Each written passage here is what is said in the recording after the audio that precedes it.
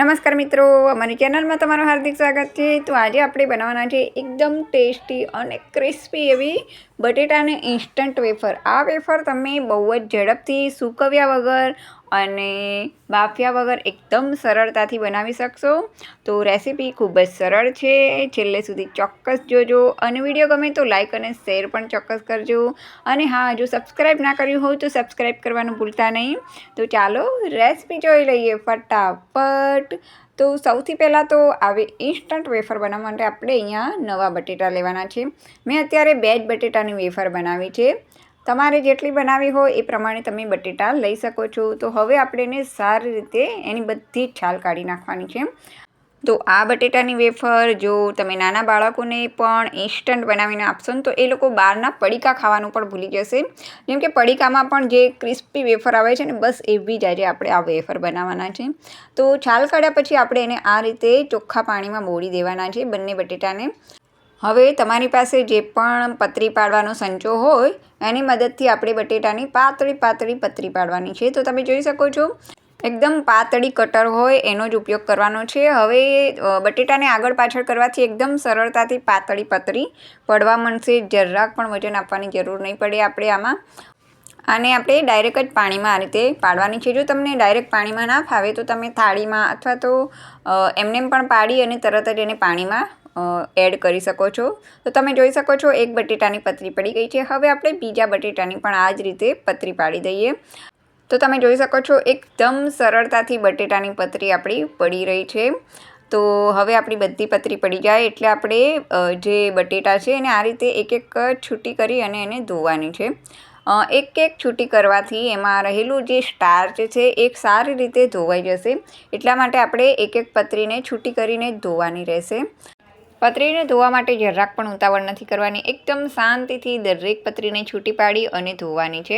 જો તમે ઉતાવળ કરશો તો એનો સ્ટાર્ચ એમ જ રહેશે, તો પતરી સારી નહીં પડે અને એટલી ક્રિસ્પી પણ નહીં તળાય એટલા માટે। તો તમે જોઈ શકો છો આ રીતે એક પાણીમાંથી આપણે બીજા ચોખ્ખા પાણીમાં એડ કરવાની છે અને આપણે ઓછામાં ઓછા 3 પાણીમાં તો આપણે એને ધોવાની જ છે। જ્યાં સુધી એનો બધો સ્ટાર્ચ નીકળી ના જાય ત્યાં સુધી આપણે બટેટાને સારી રીતે ધોવાના છે। તો તમે જોઈ શકો છો વિડીયોમાં આપણે બટેટાને સારી રીતે 2 વાર તો ચોખ્ખા પાણીમાં ધોઈ જ લીધા છે। હવે આપણે ત્રીજી વાર પણ પાણીમાં એને બોળવાના છે અને ત્રીજી વાર તો લગભગ બટેટાનું જે બધું સ્ટાર્ચ છે ને એ નીકળી જ જશે અને બટેટા એકદમ ચોખ્ખા અને સ્ટાર્ચ વગરના થઈ જશે। તમે જોઈ શકો છો પાણી એકદમ ચોખ્ખું છે ત્રીજી વારનું પાણી।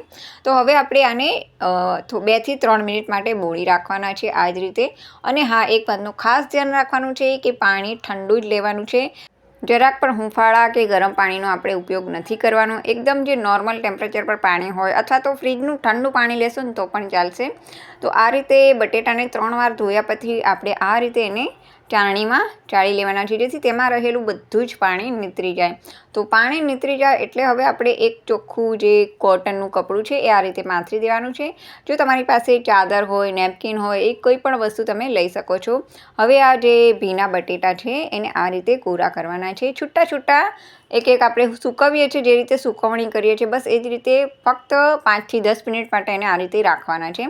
વધારે ટાઈમ આપણે એને સૂકવવાના નથી, કારણ કે આપણે તો અહીંયા ફક્ત એનું પાણી જ છે એને જ સૂકવવા દેવાનું છે, બાકી પતરીને આપણે નથી સૂકવવા દેવાની। તો આ રીતે છૂટી કર્યા પછી આપણે એની ઉપર બીજું ચોખ્ખું જે કપડું હોય એનાથી સારી રીતે લૂછી લેવાનું છે, જેથી તેમાં રહેલું બધું જ પાણી સારી રીતે શોષાઈ જાય। તો તમે જોઈ શકો છો આ રીતે બધી જ પતરીને કપડા ઉપર ઠાલવી દીધા પછી એને એકદમ કોરી કરી નાખવાની છે। 5 થી 10 મિનિટ માટે આપણે પંખો ફાસ્ટ રાખી દેવાનો છે અને બટેટાની પતરીનું જે બધું પાણી છે એને સારી રીતે સુકાવા દેવાનું છે। જો એમ ના સુકાય તો તમારે આ રીતે કપડાની મદદથી બધું પાણી શોષી લેવાનું છે, જેથી પતરી ફટાફટ કોરી થઈ જાય। કપડાથી એને કોરી કર્યા પછી પણ આપણે પંખો ફાસ્ટ જ રાખવાનો છે 5 થી 10 મિનિટ માટે। 5 થી 10 મિનિટ થઈ જશે ને એટલે તમે જોશો કે આપણા બટેટામાંથી રહેલું બધું જ પાણી સારી રીતે સુકાઈ ગયું હશે। તો બટેટા કોરા થાય છે ત્યાં સુધી હવે આપણે બીજી વસ્તુ પણ રેડી કરી દઈએ। તો એના માટે આપણે સૌથી પહેલાં તો નાની વાટકી લેવાની છે, એમાં 1 ચમચી જેટલું મીઠું એડ કરી અને 3 થી 4 ચમચી જેટલું પાણી એડ કરી અને આ રીતે મિક્સ કરી દેવાનું છે, એટલે કે આપણે મીઠાનું પાણી અત્યારે તૈયાર રાખવાનું છે। તો અહીંયા તમારે ખાસ ધ્યાન રાખવાનું છે અને આ જ વસ્તુ તમારે ધ્યાનથી જોવાની છે। તો વિડીયોને છેલ્લે સુધી સુધી ચોક્કસ જોજો, સ્કીપ ન કરતા. અને વિડીયો ગમે તો લાઇક અને શેર પણ ચોક્કસ કરજો અને કોમેન્ટ પણ અવશ્ય કરજો. તો તમે જોઈ શકો છો બટેટા એકદમ સારી રીતે કોરા થઈ ગયા છે. તેમાં રહેલું બધું જ પાણી સારી રીતે સુકાઈ ગયું છે અને તમે જોઈ શકો છો બટેટા એકદમ સારી રીતે કોરા થઈ જાય એટલે હવે આપણે એકદમ ગરમ તેલ કરવાનું છે તળવા માટે. તો તળતી વખતે સૌથી પહેલાં તો આપણે એકદમ ગરમ તેલ રાખવાનું છે. તેલ ગરમ થઈ જાય એટલે આપણે આ રીતે જે બટેટાની પતરી આપણે રેડી કરી છે તે આમાં એડ કરી દેવાની છે. અને બહુ એકસામટી સાથે નથી એડ કરવાની, થોડી થોડી જ એડ કરવાની છે, જેટલી કડાઈમાં સમાય. જેમ કે અત્યારે 10 જેટલી સમાય છે તો એટલી જ આપણે એડ કરવાની છે, તો જ એકદમ ક્રિસ્પી અને એકદમ ટેસ્ટી બનશે. તો હવે તમે ધ્યાનથી જોજો અહીંયા વિડીયો કે આ રીતે તેલમાં એડ કર્યા પછી એકદમ છમકારો થશે, તળાવાનો જે અવાજ આવે છે એ અવાજ આવશે અને એ અવાજ આવી જાય થોડોક ધીમો પડે એટલે આપણે એને પલટાવવાની છે. તો પલટાયા પછી આપણે જે મીઠાનું પાણી રેડી કર્યું છે એને 1 ચમચી ભરીને આમાં આ રીતે ચારે બાજુ નાખી દેવાનું છે. 1 જ ચમચી લેવાનું છે, વધારે નથી લેવાનું. ફક્ત 1 ચમચી પાણી લઈ અને આ કઢાઈમાં આ રીતે એડ કરી દેવાનું છે. જો તમે જેવું જ પાણી એડ કરશો ને એટલે તેલમાંથી વધારે અવાજ આવવા માંડશે, તડ તડ તડ. પણ તમે જરાક પણ ડરતા નહીં, તેલ જરાક પણ ઉડશે નહીં, તેલનો ફક્ત અવાજ જ આવશે તમને. મને પણ પહેલાં એવું જ લાગ્યું કે હવે કંઈક પાણી નાખવાથી તેલના છાંટા ઉડવા લાગશે, પણ એવું જરાક પણ નહીં થાય. થોડીક વાર તડતડ થશે, ત્યારબાદ અવાજ થોડોક ઓછો થઈ જાય એટલે આપણે જે પતરી છે એને બીજી બાજુ પલટાવી લેવાની છે અને ફરીથી આગળ પાછળ પલટાવતા સારી રીતે તળી લેવાની છે, જ્યાં સુધી એક ક્રિસ્પી ના દેખાવા માંડે ત્યાં સુધી. તો તમે જોઈ શકો છો હવે આપણી જે બટેટાની જે પતરી છે એકદમ સરસ રીતે મસ્ત રીતે તળાઈ ગઈ છે. બિલકુલ બહારની જે પતરી મળે છે ફરસાણવાળાના ત્યાં અને જે પડીકામાં પણ મળે છે ને એવી જ આપણી વેફર બનીને તૈયાર થઈ જશે.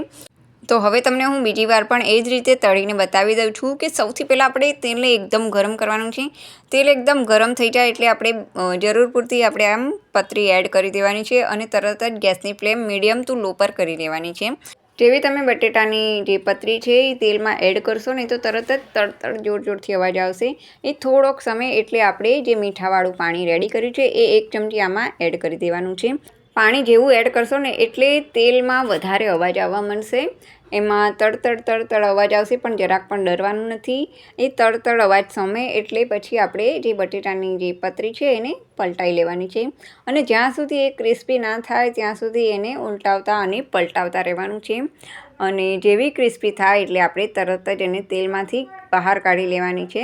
તો આ રીતે મીઠાવાળું પાણી એડ કરવાથી શું થશે કે તમારી જે વેફર છે એ એકદમ ક્રિસ્પી થશે અને સાથે સાથે મીઠાવાળી પણ થશે. તમારે ઉપરથી મીઠું એડ કરવાની જરાક પણ જરૂર નહીં પડે અને આમ કરવાથી એકદમ ક્રિસ્પી બનશે આપણી વેફર. જેમ બહાર ફરસાણવાળાના ત્યાં મળે છે વેફર, બિલકુલ એવી જ આપણે ઘરે બનાવી શકીશું અને પડીકામાં પણ આવી વેફર હવે તો મળે જ છે.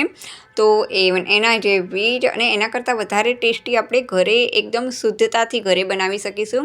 તો જો તમને આ વિડીયો ગમ્યો હોય તો લાઇક અને શેર ચોક્કસ કરજો અને મને કોમેન્ટ કરીને અવશ્ય કહેજો કે આ વેફર કેવી બની છે. અને જો તમે સબસ્ક્રાઈબ ના કર્યું હોય તો સબસ્ક્રાઈબ કરવાનું ભૂલતા નહીં. તો તમે જોઈ શકો છો કે આપણી વેફર કેટલી ક્રિસ્પી બની છે કે મુઠ્ઠી બંધ કરતાની સાથે જ એ ભાંગીને ભૂક્કો થઈ ગઈ છે.